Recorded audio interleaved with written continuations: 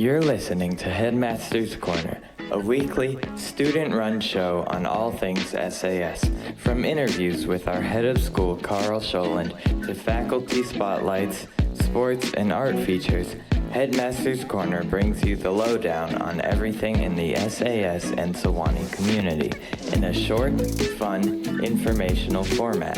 If you missed last week's Headmaster's Corner, check out our YouTube at The Voice of the Mountain, where we live stream these episodes. For more information, head to our website, sasradio.org. And now, it's time for Headmaster's Corner.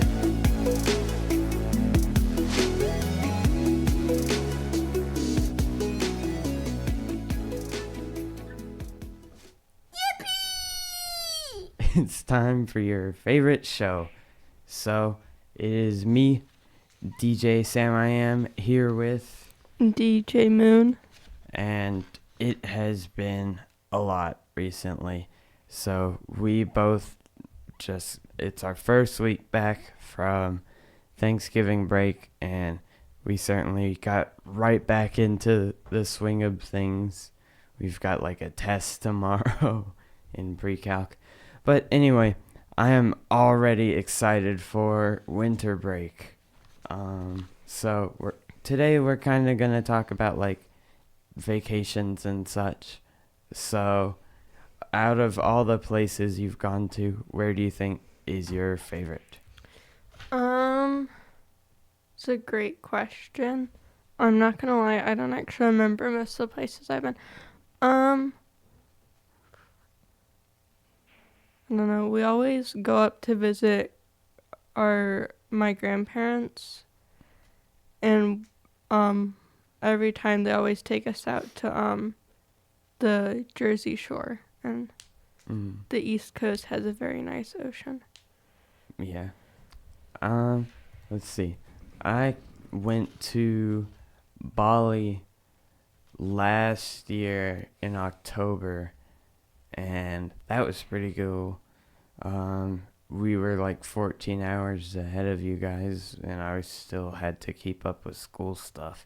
Oh. So I'd be going to sleep, but before I went to sleep, like my friends would be just now getting to school. Like it'd be Monday night for me, and like everyone else would just now be getting to school on a Monday.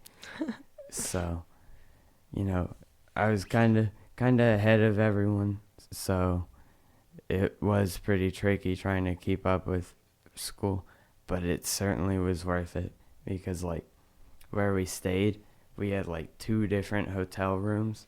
Me and my sister had one, and my parents had one, and each one had its own pool. That's really cool. Yeah. And like there were like monkeys all around, and you could like see them if you went out like on the patio, I guess. But it was like a work trip with Dad, and one of his co-workers had gone in to like take a shower, and she left the door, like the screen door, open to the patio. And while she was in the shower, like a bunch of monkeys came in and like ransacked the hotel room. Oh my god. And like gone through all of her stuff, and like ate a bunch of snacks and stuff. So, you know, I'm sure there was a lot of mixed feelings about the monkeys there. Yeah. But we did get to go to like a monkey forest and such, and like you couldn't like go up to them and touch them, but like if there were like a bunch of monkeys sitting around, you could go up to them and sit with them, and they would like come up to you and like climb on you and stuff. Oh, that's this amazing. Little baby one took my phone and took a selfie of itself with it. It was the sweetest thing. That's adorable. Yeah, I love that trip. So, if there's one place you haven't gone and would like to go, where would that be? I don't know. Maybe somewhere on the West Coast. The farthest west I've gone is Oklahoma, and I was born there. That's the farthest west I've been. I've been to New York a good amount of times, but it's always one of my favorite places to go. But let's see. I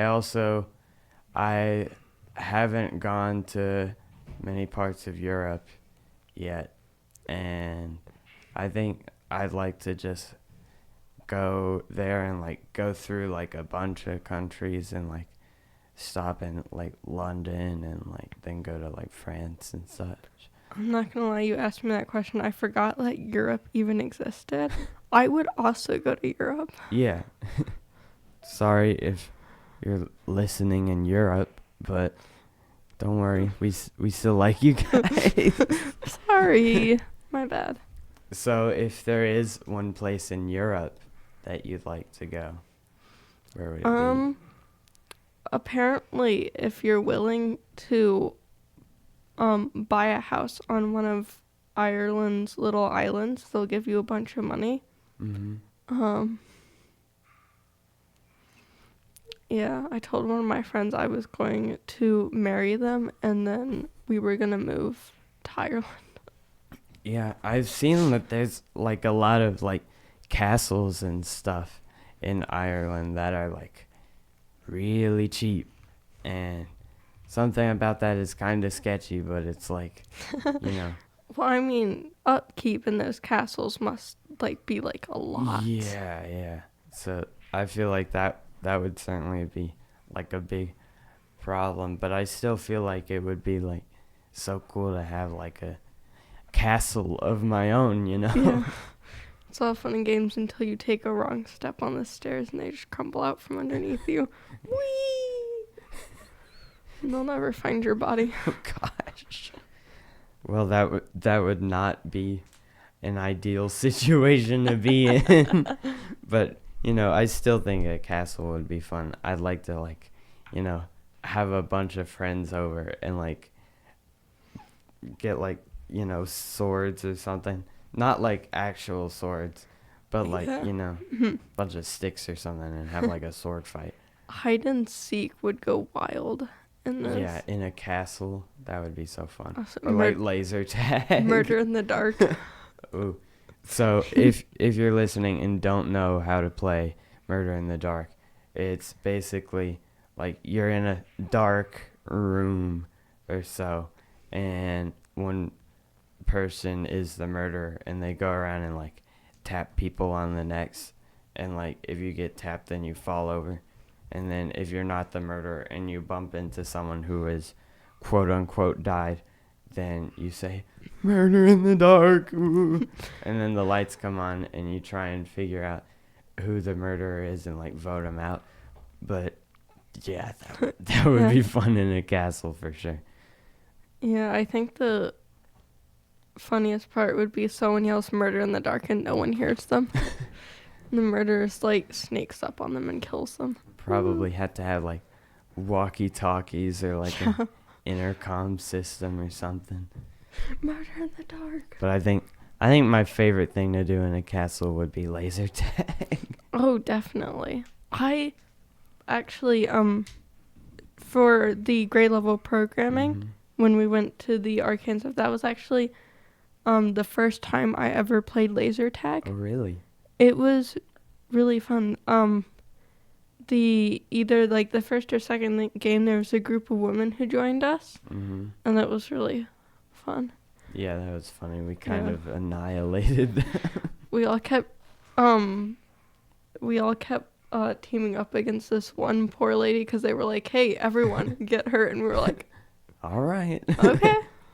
I remember like I went to the back wall and kept like sniping people. It took me 3 games to realize you could change. Yeah, you could like change the mode. It took me 1 game actually, and everyone else had kills and I didn't, and I was like, how? And they were like, you can switch the mode, and I was like, yeah.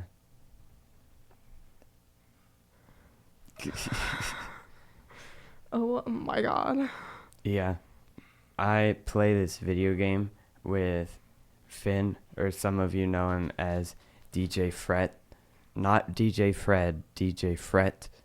But we play this game, Deep Rock Galactic, and I always forget that, like, there's different types of weapons that you can swap between in-game, and he bullies me for that. But it's I kind of deserve it. But, you know, anyway, it's kind of time to wrap up this episode, but, you know, I'm so excited for winter break. And me too. I can't wait to sleep. We've got like a really good Christmas episode coming up for WNTN. Ooh, nice. It will be me as your DJ host from 8 a.m. to 8 p.m.